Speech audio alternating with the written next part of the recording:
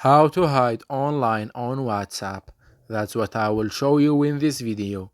But before we begin, make sure to subscribe to the channel and ring the bell to get notified whenever a new video is uploaded. With that said, let's get started.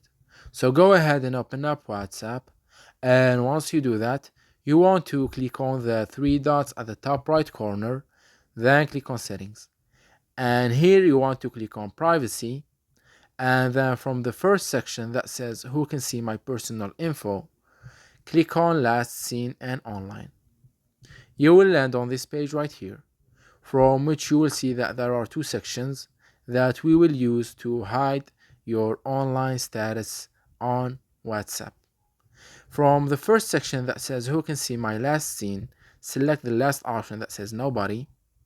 And from the second section that says who can see when I'm online, select the second option that says same as last seen, meaning that nobody will be able to see when you are online. It's that easy and simple. But keep in mind that WhatsApp here tells you that if you don't share your last seen and online, you won't be able to see other people's last seen and online too. So keep that in mind. So that was it for this video. That's how you can hide the online on WhatsApp. If you have any questions, please leave them in the comment section down below. With that said, see you in the next video.